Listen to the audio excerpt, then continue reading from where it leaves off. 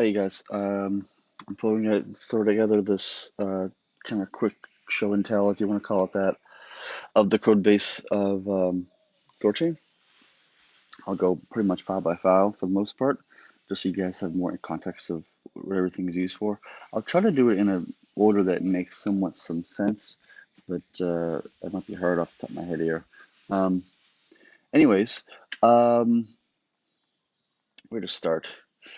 I think I'm going to start with the memo.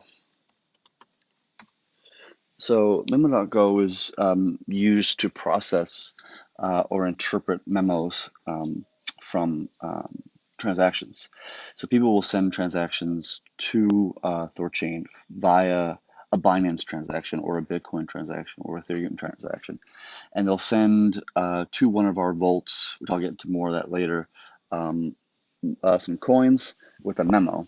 And that memo can be something like this. It can be, create, stake, withdraw, swap, outbound, add, gas, bond, leave, Yggdrasil, reserve, and refund.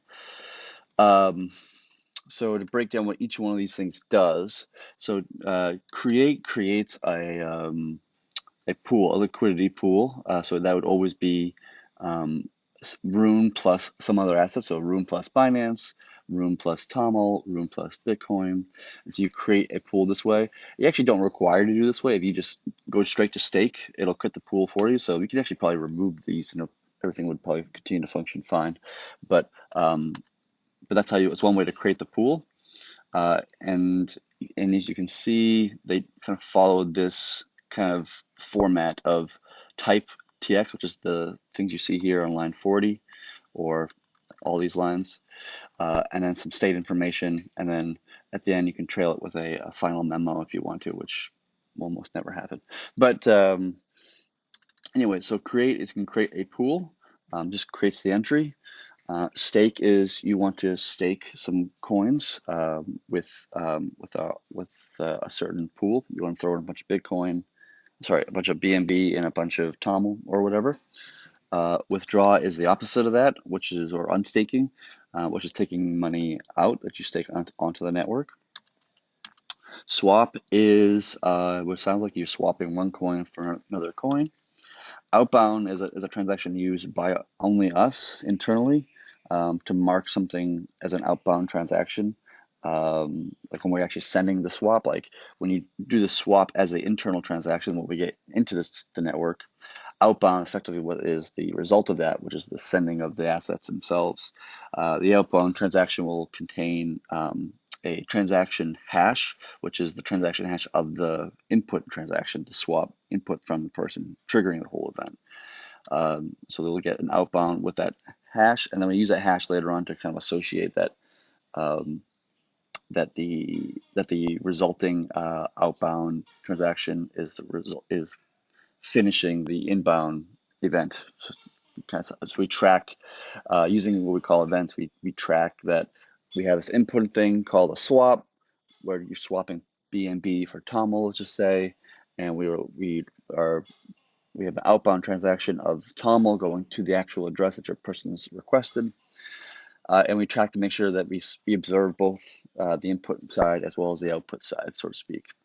Um, Add is not something will be commonly used, but effectively is a way of, in a sense, donating to a pool. If you want to add assets to a pool but not actually get the credit for those assets, you effectively can add them in a way. Um, Gas is a way of donating gas to the network. Both of these things I were probably never going to use. We had them in there earlier for some other purposes, but I don't think it's so much applicable anymore. But maybe we should just get rid of them, possibly, maybe. But this is basically adding, so we add resources or add coins into a pool without getting credit. And then gas is a way of adding just coins like gas tokens to add more gas to the network if it needs to. We should never be in a situation where we actually need to use that, but it's just there just in case. Bonding. Bonding is when a validator wants to become a validator and they need to bond their assets to the network. Right now it's 1 million coins, room coins, to do so. So you throw in 1,000,000 rune, that makes that node, be registered in the network as to be a validator of the network, and then they get eventually churned into the network and do operations and observation signing, all this kind of stuff. Probably more on that a little bit later.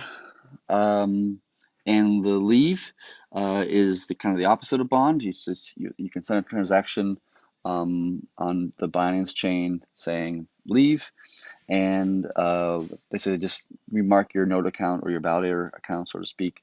Node account and validator account are more or less the same throughout the code, and we mark you as you requested to leave, and um, we're going to kick you out effectively, and you get priority over everybody else. People who want to leave get priority over people who don't want to leave. And then this next one is called Udicil Plus and Udicil Minus. So we have two concepts of vaults in the network. And vaults are just basically wallet addresses, if you want to call them that are where we store all of our assets. So we have one vault that is called Asgard and one vault that's called Yggdrasil. And Asgard is basically, you can think of Asgard as almost like a cold storage in a sense. Not really literally true technically, but that's kind of how we look at it a bit, where it is a high quantity of threshold signature TSS, aka multi-sig. It's not multi-sig, but it's similar. TSS is similar to multi-sig. A high quantity of nodes involved for the transactions of that. So it's really high security, but very low performance, because that's what TSS, the more nodes, the more people you have signing as part of a TSS, 2 of 3, 5 of 7, 8 of 11, 22 out of 33, so forth and so on. The higher the number, the exponentially longer it takes for TSS to do its job and actually sign a transaction. So for us, I think we'll be doing probably 22 of 33 for most Asgard pools. And it's possible for us to support multiple Asgard pools, which will probably happen eventually. We call multi-realm. And once we get to 33 nodes in a single Asgard pool, we start putting nodes into a second. Which actually, technically, we actually don't do that. We split, which we don't have the code for that quite yet, actually, though. And then, so the Yggdrasil is, as of right now, it is a one-of-one regular wallet, so to speak, that a individual validator has access to. We send half of the funds that they gave us on their bond. So if they gave us 1,000,000 rune, for example, we give them 500,000 worth of assets, rune assets. So you get a 500,000 value, 500,000 rune value in rune and BNB and TOML and Bitcoin, whatever it is, and that ensures that we have their bond. So if they take any of that money and run with it or whatever, we just slash their bond and then put their rune they gave us back into the various pools they stole from, and just dump it back into those liquidity pools. Which I need to check something actually on that actually. Anyways, so the Yggdrasil Plus and the Yggdrasil Minus, to get back to these things, is just sending funds from Asgard to Yggdrasil or Yggdrasil to Asgard. So Yggdrasil Plus is funding the Yggdrasil pools. So bonds, they join the network, they become active validators. The network will then send them 50% worth of whatever they bonded with us. And then when they want to leave or they get kicked out or whatever, we make a request for them to send their funds via a Yggdrasil minus, and they send us back whatever funds they have remaining. And then if they don't send us all the funds that we think they should have, then we slash their bond, whatever amount it is, and send them the remainder. The reserve memo is for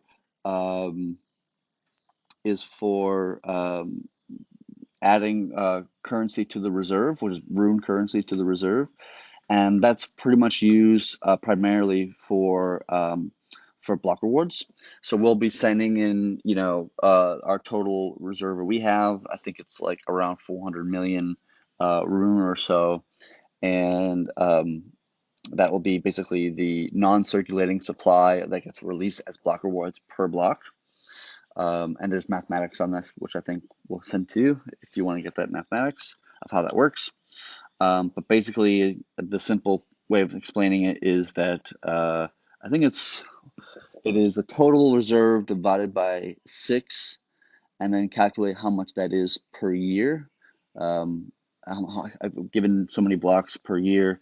That number total reserve divided by, I think it's 6 or 5. I can't remember what the number is off the top of my head, but it's actually in the constants file. If you wanted to see that,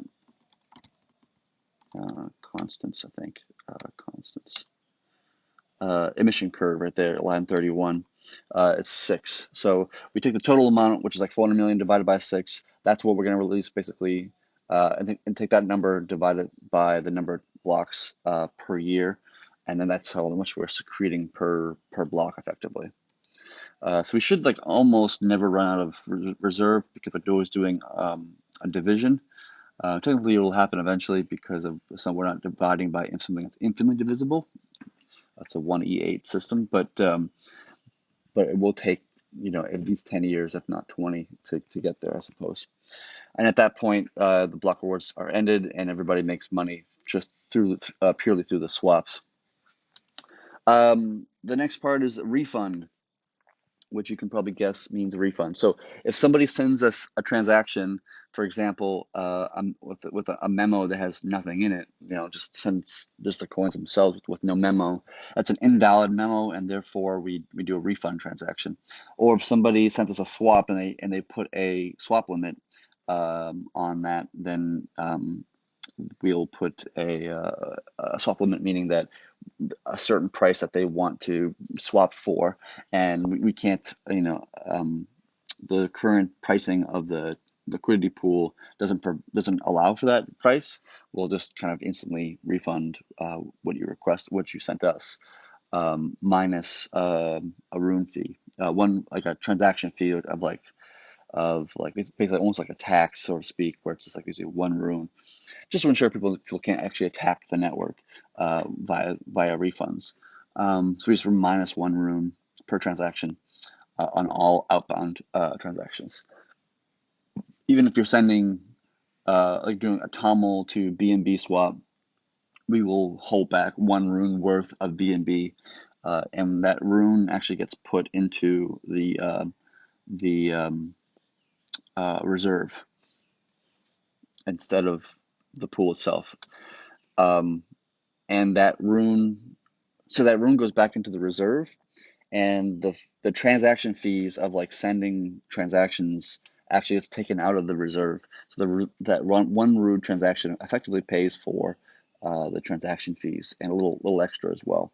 And we'll change the 1 rune to be half a rune or 2 rune, depending upon the movement of the price over time. Okay, so those are basically a rundown of each type of transaction you can make on the network. Hopefully that makes sense to you guys. Hope I'm not droning on for forever.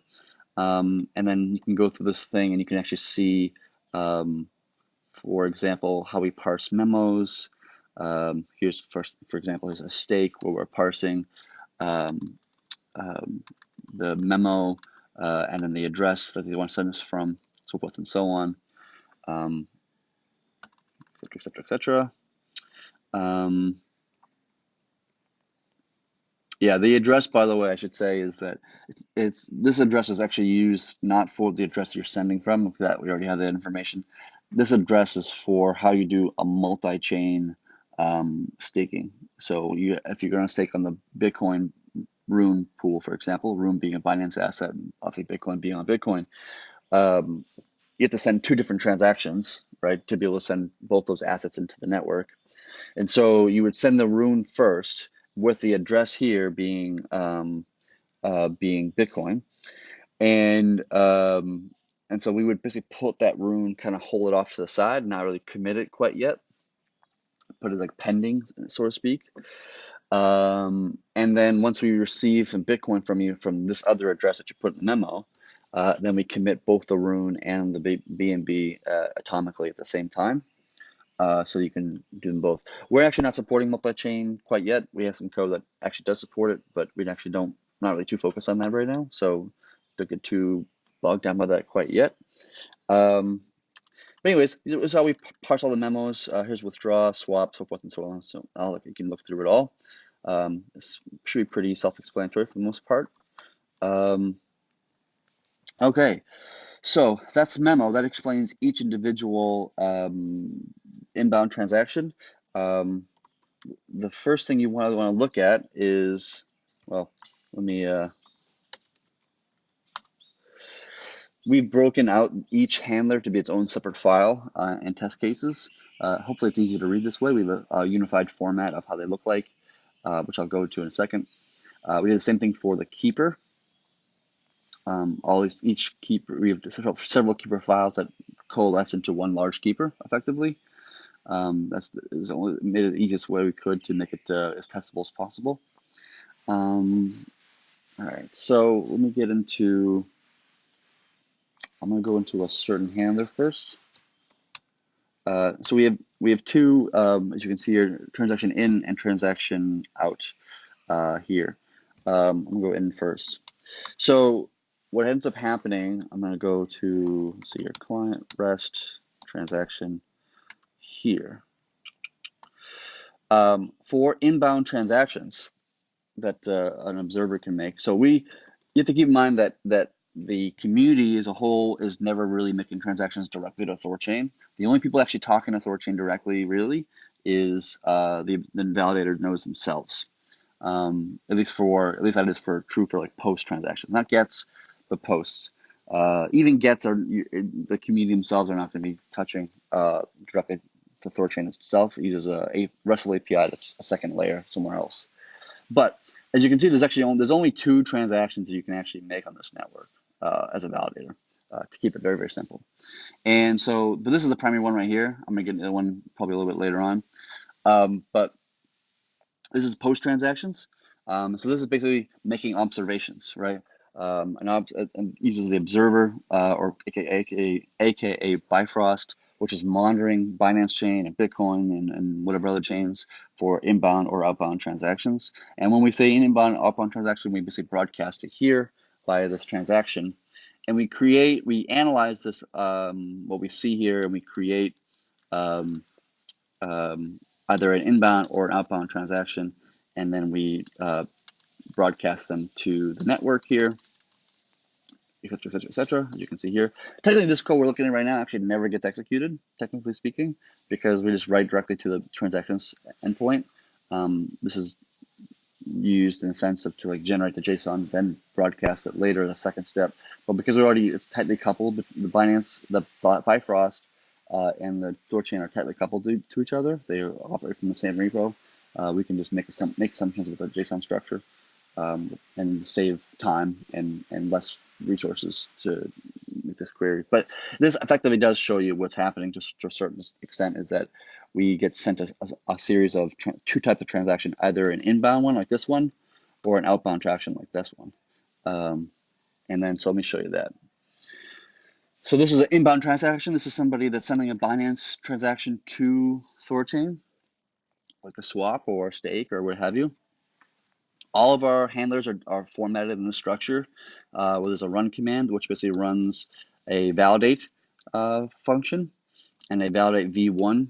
Oh, sorry, a validate v1 and a handle function as well. This is the reason why you see v1 here, like v1 handle v1 and validate v1, is that the code base is almost entirely versionized and meant to be backwards compatible. So what does that mean? That means basically that when we want to run to release a new version of the software, we can actually operate, all software is backwards compatible. So it does not require, like Cosmos does today, a highly planned, highly communicated, highly coordinated effort to upgrade from version like 1 to version 2, for example.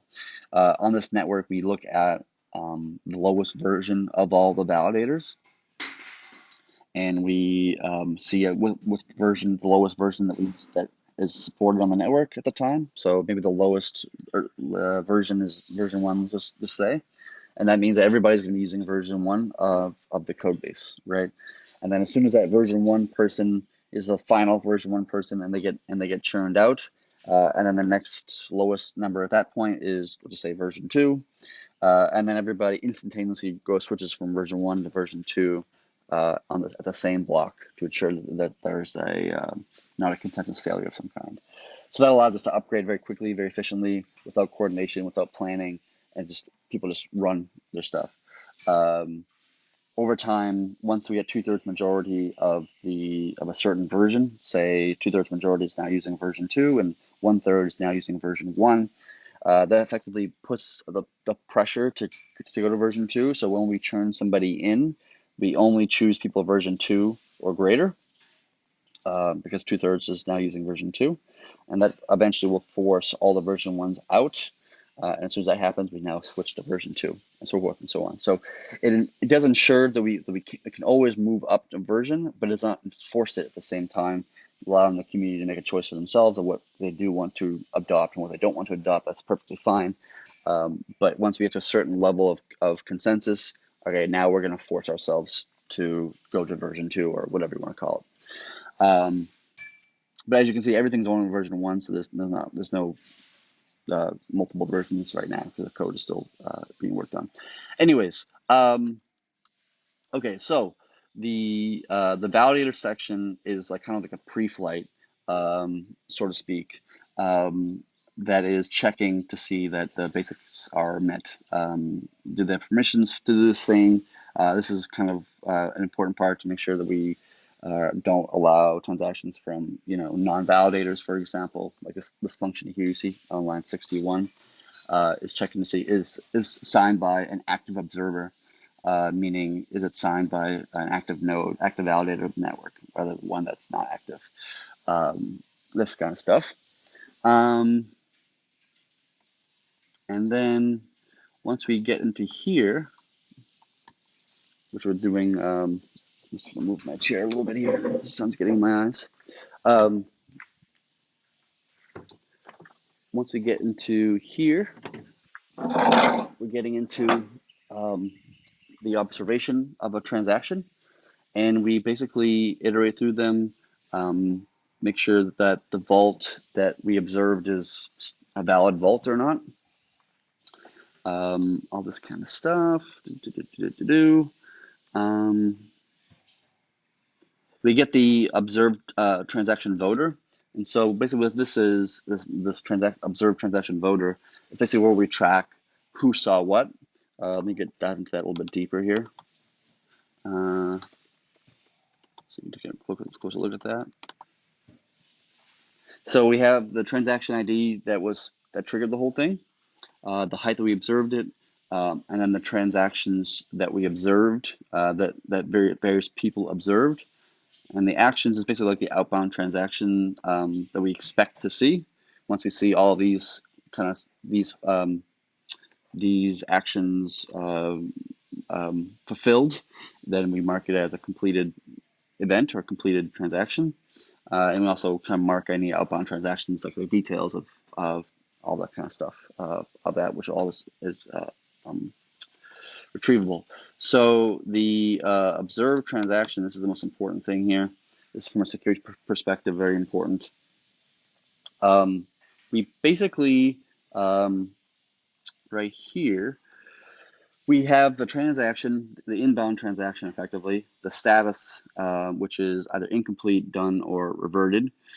We have the out hashes, if there are any at that time, the block height that we observed it, and the signers that signed it, and the pub key that we observed the transaction on itself. So basically, when we get an observed transaction from somebody, effectively we take what they gave us, like, hey, this is what I saw, right? And we take what they gave us, and then we say, okay, here's the transaction, right here, line 21. Here's the transaction they saw. Here's the amounts. Here's where it's from. Here's the memo. Right? Like, here's all the information, and then we attach their assigner ID that they use to sign it. And so when we get another person who had the same exact observation, we just append them to this transaction here, append them to this not transaction, sorry, signers here. So now we have two people who sign the same exact thing. If a third person comes in and says, hey, I saw this transaction ID, this hash ID, but I saw something slightly different. I had a little different amounts, maybe a different firm address, maybe it's slightly different memo. We have another copy of this observed transaction with that signer. So we're storing a list of observed transactions, and each one is like the number of people that have seen that particular uh, um, permutation of the configuration. Once we get to 2/3 majority of one of these things, or then enough signers, line 25, enough of these guys have seen the same exact transaction, everything's identical, then we consider to be, okay, this is now a valid transaction. We're going to go ahead and process this transaction, sending a swap, doing a stake, whatever it might be. Go back a bit here. Okay. All right, I'm not going to dive too much into every line of code here, but let's just assume everything goes fine, and it goes and effectively what it does is it processes the memo, and it runs a handler. So it creates a memo, a message, excuse me. This process one transaction in, for example, it will go through and it will parse the memo, as you can see right here, and then it'll return, basically, this little parse one transaction in function takes a memo, parses the memo, and then returns a message. Like, for example, just look at stake, for example. Um, as you can see at the bottom here, it creates a new message, which is in the types directory. Types. And it has all the information about the memo gave us, or the transaction gave us. And then once we have that, it returns that message. And then we take that message here, right? And then eventually over here, we will process that message. We create the handler, and we just run the handler with this message, like that. So that means that an observed transaction, we'll see a bunch of observed transactions once we get 2/3 majority consensus, and then we process that as a message on its own by the handler. For example, it'll process, say, handler swap, for example. It'll see something. It'll run the validate, make sure it validates all good. See here, and then it runs the handler. Like this, where it does an actual swap, which I guess I can dive a little bit more into this a little bit later on. But so this is the inbound observed transaction in, and then obviously we also have handler observe transaction out. This, which is basically the same as in but out, and they're very, very similar probably. As you can see, they're very similar to each other. There are some differences probably, but I'm not going to get too much into those details right now. Okay, let's get out of here. All right, next. I'm not going to go through Genesis or event. That's not needed right now. We have a file called slashing, which is what it sounds like. All the functions we have we'll slash people for not observing transactions and for not signing transactions. All that logic is here. Feel free to dive into the depths of this and figure out how this works. But when we look through, we track what observations we see from what addresses, and if we don't see, if effectively how I think how this works, I'm just going to remember from memory, is that if we see somebody else observe something and you didn't, or you didn't make any observations in a particular block, we will mark you as lacking observations, and we will slash you for that. The slashing doesn't actually remove from your bond; it just removes from your income effectively. So if you didn't observe for 10 blocks, we slash your income for 20 blocks, 2x. The penalty is 2x.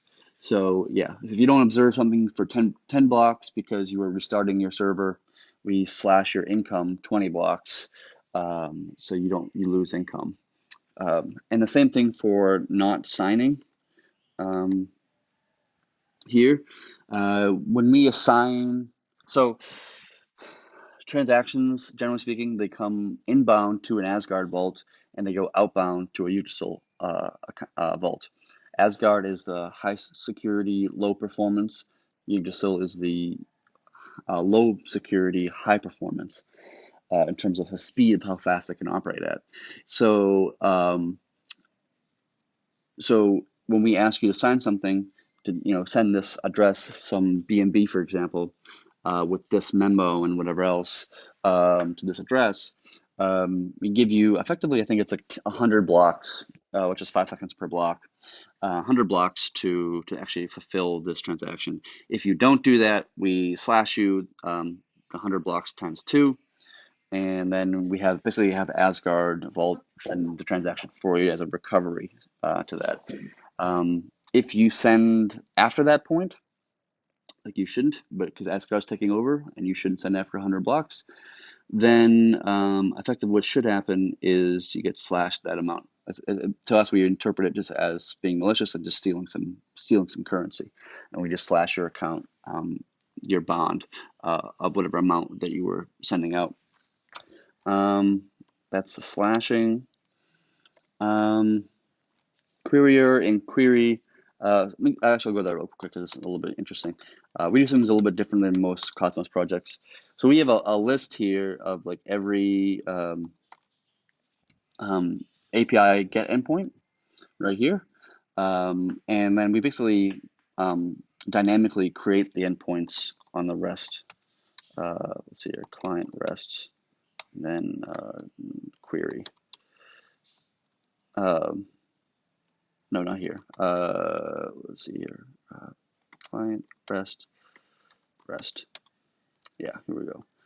So we iterate through the queries and we actually create the functions here. So instead of actually writing a bunch of different functions here in this part of the file, we don't do that. We actually just list them here and they get dynamically created for us. It made the code a lot simpler and less boilerplate.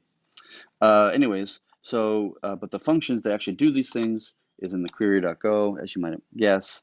There's not much here. This is all just like security gets. There's nothing from a security perspective to be terribly concerned about here. All the gets are public information. There's no like private information per se or PII or anything like this.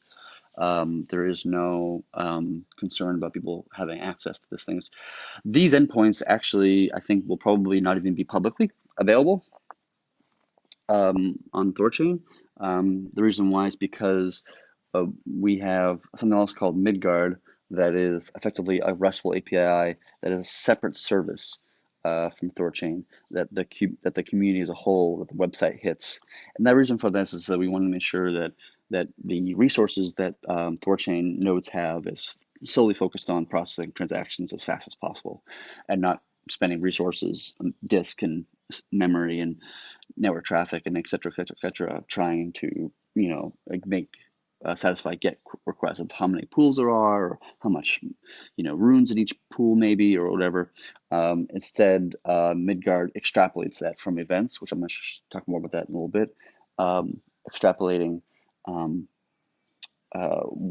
many pools there are and how much rune and assets in each pool, this kind of stuff. It figures that out on its own by watching for events on the network. But you can look through this code if you'd like. There's not much here from a security perspective to be terribly concerned about, though. You shouldn't be able to do any kind of manipulations at all. It's only gets.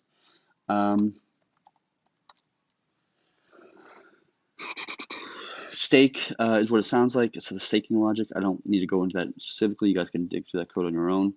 Um, Same thing for swap, our swap logic in here. I think the one thing I'd put in here for swap um, is that the mathematics is here and a separate functions to make it easier to understand to some degree. And there were little comments here explaining what the math is, um, of how swaps actually work, of our CLP design. Um, but you can look through this code. I don't think I need to go too far into the depths here. But I will say that when we do a swap, we detect whether it's a double swap or not, meaning that we're going from a non-Rune asset to a non-Rune asset. So you're going Ethereum to Bitcoin, for example. In order to do so, you need to go from Ethereum to Rune, and then another swap that's Rune to Bitcoin. And so we call that a double swap. It all happens internally, but effectively two different swaps are occurring. To the outside world, it appears to be one swap to the user, but internally it's actually two different swaps.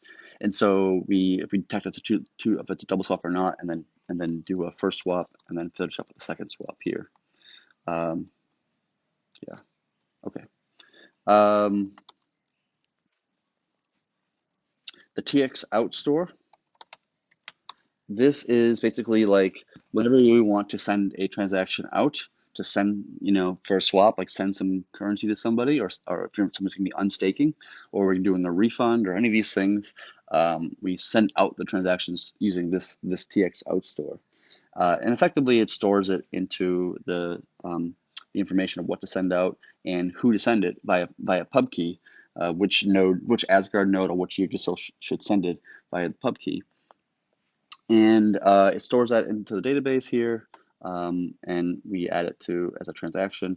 And then each individual signer, aka Bifrost, observes their particular pub keys, whether it be Asgard or Yggdrasil, and notices a request for send this money to this coin to this person, and does a fulfillment of that. Which you guys don't need to worry about that part of the signing part so much, but you can look through this code. This is where we're deducting the transaction fee that I mentioned earlier, of one rune, effectively one rune. And then we're doing this logic, I think it's here. Yeah, I think it's here. Yeah. So when we send out a transaction, we try to send it out via Yggdrasil because it's faster. Like I said, lower security, high performance. And so we collect all the Yggdrasil pool information. We try to figure out which one is the best candidate to send out this transaction. We generally speaking try to send out, like if you're sending BNB, we'll probably find the person that has the Yggdrasil pool that has the most BNB in it, and we'll select that person to be the transaction. If we don't have enough BNB in any of the Yggdrasil pools, which will probably never actually happen, but if we don't, it just defaults back to Asgard. See here, apparently we don't have enough. Couldn't find a Yggdrasil vault to send from, so we use Asgard. So then this picks an active Asgard vault, again choosing the one with the highest quantity of that particular coin. Transaction fee, and that's it for that. There's an unstake, which is the same as stake. I don't think there's anything to go too much depth in. We need to look to make sure there's anything that makes it's complicated. Yeah, I don't think so. Yeah, I mean, I talk about this, like, so the pool units. When you stake, you get associated pool units, which is basically like, you get 20 pool units, let's just say, and here's the mathematics of how we actually calculate pool units. But basically, like those pool units ensure that you own a certain percentage of the pool of Rune and asset, whether it be BNB and Rune or BTC and Rune. And so you get, let's say 20 pool units, and there's 100 total pool units. Effectively means that you have 20% of the pool. But then, the next day somebody comes in, they put a bunch of Rune and a bunch of BNB in there or whatever, and now they get associated. Maybe they get 30 pool units. So now there's 130 in total. Your 20% that you had before is now, you have less of a percentage, but the pool has increased in size. So your percentage should always stay the same. In that case, I feel like you always have not so much. Sorry, your percentage does not stay the same because the increased number, but it should take care of making sure that the amount that you should have is always the same, and you don't like lose, coins, for example. Almost in all cases, as people do swaps and just and leave coins in the pool, you're always just increasing the amount of ruin and asset that you basically own of that pool. It's almost always going up. I don't think it's actually possible for it to go down. Anyways, that's the stake, and unstake, as you can probably guess, would be the reverse of that, and it looks very, very similar. Um, and then the validator manager. This is an important code base here from a security perspective. This is what basically manages who is an active validator and who is an inactive validator, so to speak. Um, so what we're constantly doing is, unlike most chains in the world, we actually are churning. And what that means is that, say we have an Asgard vault with 10 different validators that are part of that, using TSS to sign transactions out of that Asgard vault. And say one of those Asgard people, one of those node validators for that Asgard vault wants to leave, or gets churned out because they are either an old, I should, I think it's in this code base actually. Look, yeah. So we will churn people out based on actually three things. One is you're a bad a validator. You get slashed, and we don't like your behavior. I think you're performing pretty poorly. We don't like you, so we're going to churn you out. The other one is old. How long you've been a validator for? As we say, oh, you've been here the longest, so you're the next one to be churned out. That ensures that everybody gets churned at some point. You can't stay in there forever, which helps to kind of get network upgrades happening, as well as gets people to upgrade their boxes easily and securely. But anyways, so when we want to churn somebody out for either for being a bad actor, for being an old actor, or for just choosing to leave the network, we basically we do a churn. 9 of that 10 people get churned into this new Asgard vault with one extra person that's added from the community that's not an active validator. And then we move all the funds from the old Asgard vault to this new one we just created. And so we're constantly moving the funds from effectively like one wallet to another wallet, one vault to another vault. We do a churn basically at fastest every 6 hours. If people do want to leave, we leave within 6 hours. But we will force people out every 3 days. So we're constantly changing and rotating who's a validator, who's not a validator. And by doing so, we're actually moving funds from one vault to another vault all the time. Yeah. So this is the code where we're basically figuring out if we need to, mark somebody to be removed. As we see here, with this code here, like does this person need to be removed?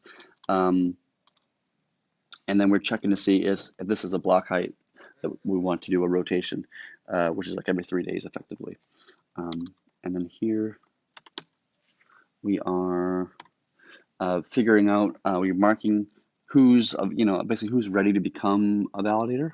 Was like we're analyzing the accounts here and see if anybody, okay, this guy is ready to serve or whatever. And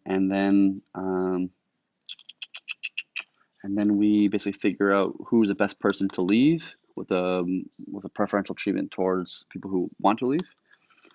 And then we figure out who we want to churn in, right? For people who are like not currently active to become active, all this kind of stuff. And then at that point, we do a key gen, which basically this triggers the members of this new group. Say it's the same 9 as before, plus this one extra new person. We give them a command to their signers to Bifrost and say, hey, let's the 10 of you do a key gen and create a new wallet address effectively that you all share the access to effectively through TSS 2/3 majority access. So if there's like, say this, 11, let's just say 8 of 11 would allow them to sign transactions. So we give them, say, hey, go ahead and do a key gen.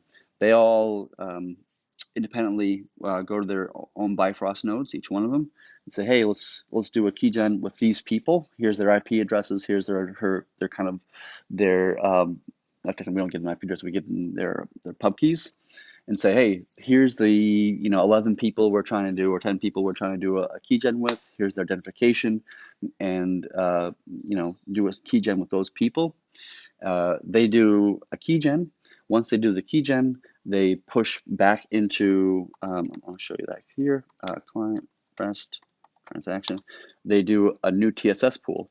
So once they do the keygen is successful, assumingly, they generate a new pub key for this pool, this new Asgard pool, and they generate a new address, of course, from that for B&B and whatever. They kind of pass it all to us directly to Thorchain. Um, and then, yeah, so then once this gets observed, we send a message for a new TSS pool, which effectively triggers the handler TSS, which this then does the handler for TSS. It has a TSS voter, very similar to the observed transaction voter, almost identical actually. And it said, hey, if we got 2/3 majority all agreeing what the pub key is and what the addresses and all this kind of stuff, we have reached consensus, and now we're going ahead and create a new vault with that information. We're going to put the membership in there of like who is a part of this, what node accounts or validators are a part of this new Asgard vault, and then we trigger a rotate, which basically rotate. Which basically marks the old Asgard as like retiring on line 185 here. Oops. God, I'm all screwed up now. Which marks the old Asgard as retiring, and the new one as active. And so when we retire the old one, we kind of, it's a way of signaling to the community like, hey, stop sending your assets here. Don't send any assets to this retiring Asgard vault. Send it to the new Asgard vault. And then we have some processes to slowly move the funds from the old one to the new one. And then we save the vault, and we get the new vault set up. And then let's see here. What else is here from this? And then end block. Let's see. Oops.